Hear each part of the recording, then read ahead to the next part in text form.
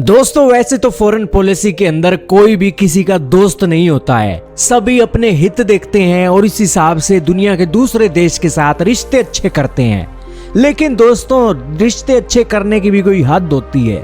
अगर दुनिया के सैंक्शन आपके ऊपर लगते हैं तो आप 2 घड़ी के लिए सोच ही लेते हो कि इस देश के साथ हम रिश्ते को ना ठंडे बस्ते में डाल देते हैं। लेकिन ये सारी बातें एक तरफ और भारत और रशिया की दोस्ती एक तरफ।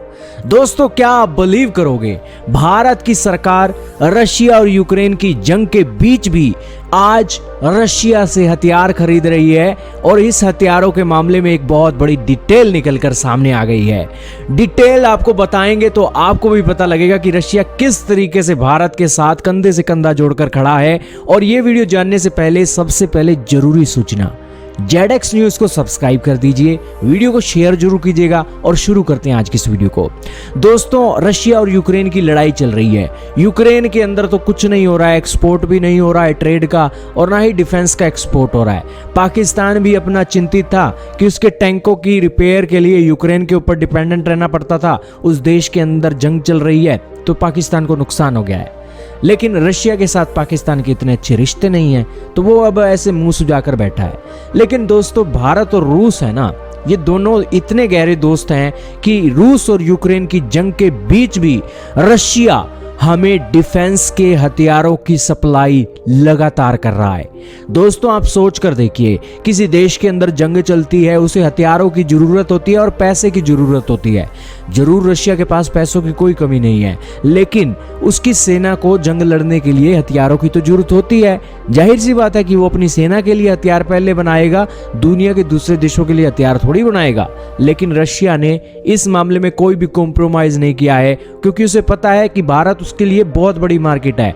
आज अगर भारत को नाराज कर दिया ना तो कल को भारत से ऑर्डर नहीं आएगा रशिया को। यही कारण है कि रशिया अपने देश में दूसरे हथियारों से काम चला देगा, लेकिन जो हथियार भारत को देने हैं वो हथियार भारत को जरूर पहुंचेंगे, भले ही उनकी सेना वो एक दूसरे हथियारों का इस्तेमाल करे। अब दोस्तों जैसा कि आर्टिकल आपकी स्क्रीन पर चल रहा है, ANI डिजिटल का है, जिसके अंदर बताया गया है कि भारत की सरकार ने ना लगातार इस जंग के बीच एक हथियार खरीदे हैं मॉस्को से। लेकिन सबसे बड़ी प्रॉब्लम ये आ रही है कि रशिया के साथ ये हथियारों की खरीद तो हमने कर ली है, रशिया ने हथियार भी दे दिए हैं, लेकिन उसकी पेमेंट का पेच फंस गया है कि भैया ये पेमेंट कैसे होगी।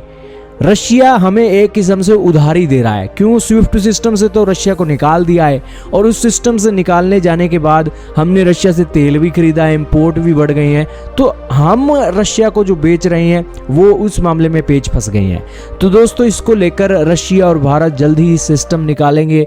ब्रिक्स पेमेंट सिस्टम के अंदर भी इस मामले को लेकर बातचीत होगी। लेकिन रशिया ने अपनी दोस्ती दिखा दी है कि इस मुसीबत की घड़ी में ना सिर्फ वो हमें हथियार दे रहा है, बल्कि उसकी पेमेंट भी लेट हो रही है, लेकिन फिर भी हथियार टाइम पर मिल रहा है।